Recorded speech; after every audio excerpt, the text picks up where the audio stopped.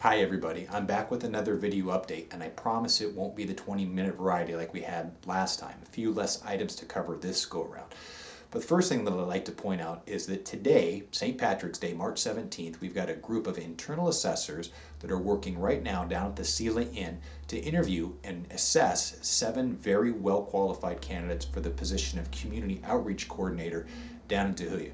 The purpose of their work today is to figure out who's going to be moving on to the next step of the process, which happens to be the fire chief's interview. Those folks that are selected to move on will be meeting with me in the first part of next week. And I hope to have a name for you who will be filling that position by the time we get around to our next video update. So more to come on that particular issue. The other thing that I'd like to point out is last Wednesday, early morning last Wednesday, the members of C-Shift, led by paramedic Jess Fulkerson, were called to a very traumatic call up in the northern part of the authority. They were called to a female who had gone into cardiac arrest. Her husband was on scene and was actually part of the initial caretaking team providing CPR when the responders first arrived. When the responders did arrive, they found that this woman had no heartbeat and was not breathing. And they worked very, very diligently, got her heart restarted, got her blood pressure back, and ended up transporting into Harrison Hospital, where again she maintained a heartbeat and also a blood pressure. The members of C-Shift and again paramedic Jess Fulkerson did an absolutely fantastic job there, and I can't tell you how proud I am of that crew and Jess and the abilities and all the skills that took place during a very, very demanding incident. Thank you very much for the work. The other thing that I'd like to point out is that we've got 2 individuals that are celebrating 10-year anniversary marks amongst our career ranks with the North Mason Regional Fire Authority, and that's Captain Carl Ersman and firefighter Jeff Yates. Both have been in our career ranks for the past 10 years, and of course if we look at their volunteer time, they've been here with us much longer than that. But congratulations on reaching your 10-year mark. And also too, I'd like to make recognition for Donovan Arnold and Josh Warder, who have reached their 5-year mark amongst the career ranks here with the North Mason Regional Fire Authority. Donovan obviously spent more time with us as a volunteer, so he has more tenure than just the 5 years. But to all 4 individuals, thank you for everything that you do, and congratulations on the milestones that you've achieved.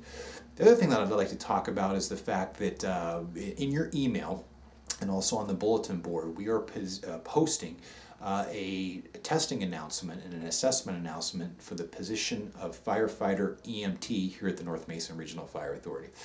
We are tentatively going to be scheduling that assessment center for the 23rd, and what this list, the hiring list that we'll be putting together, we will be using that for any future firefighter EMT vacancies that we have here at the authority.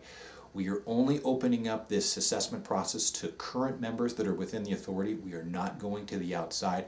So if you're interested, please take a look at the information that I'm sending out just a little bit later today, and or the information that I posted on the bulletin board.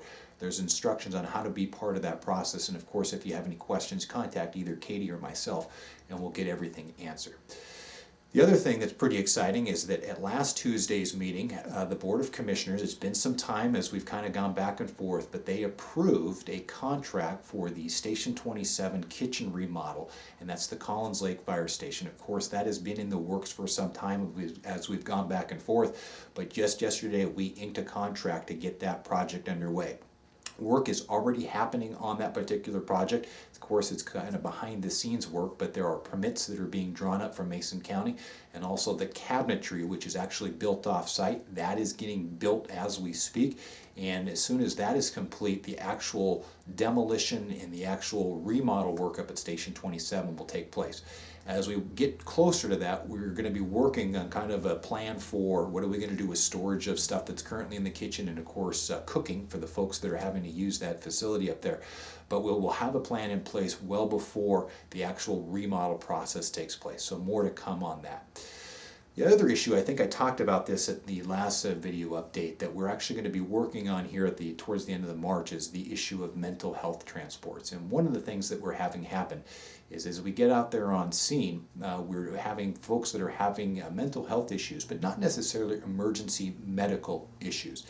And a lot of times these folks do need transport to an appropriate care facility, whether it be Harrison Hospital in Bremerton or whether it be for further evaluation in another location.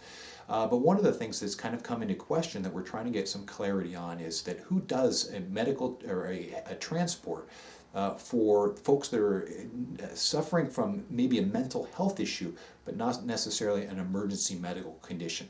It deals with us and the sheriff's office. Of course, we've gone back and forth, but we're going to be working with the command staff and meeting with the command staff from the Mason County Sheriff's Office here at the end of the month.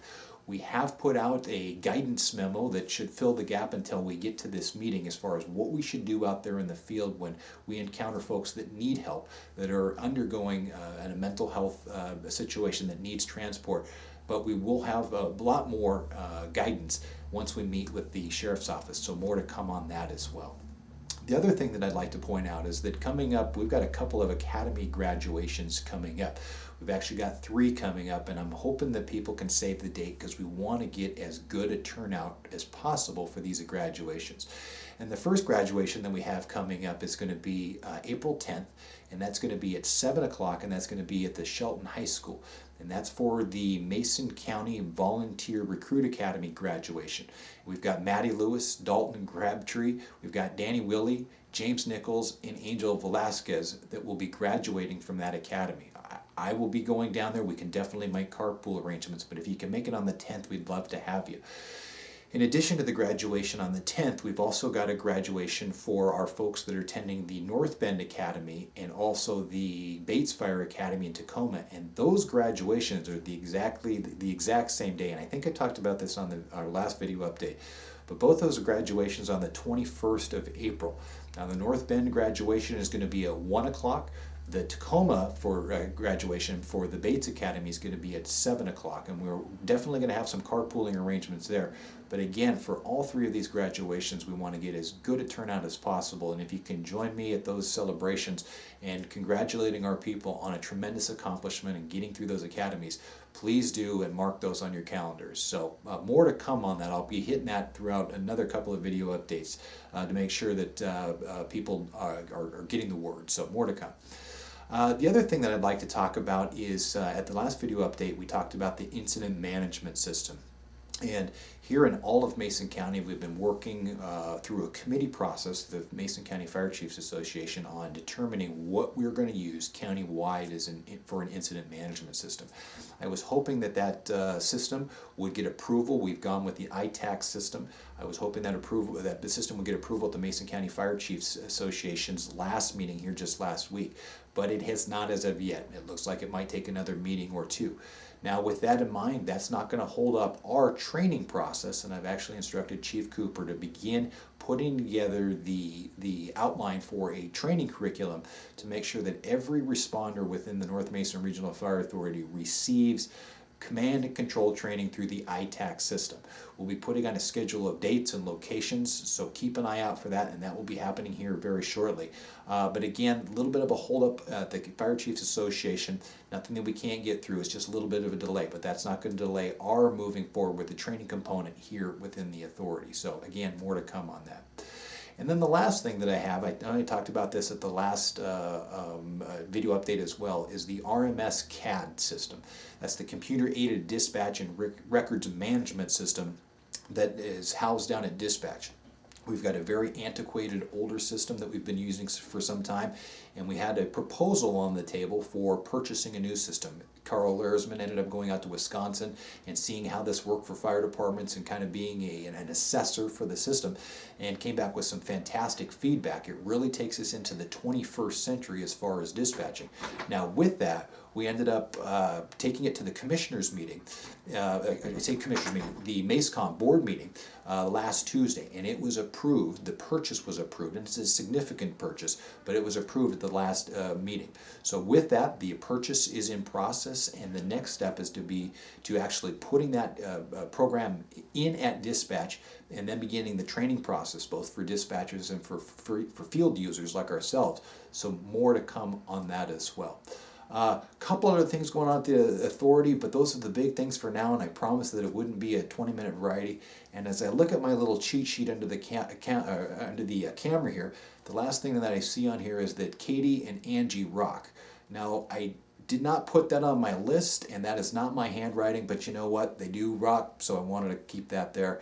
Thank you both for all that you're doing. You're down at the assessment center as I do this, but thank you for all that you do.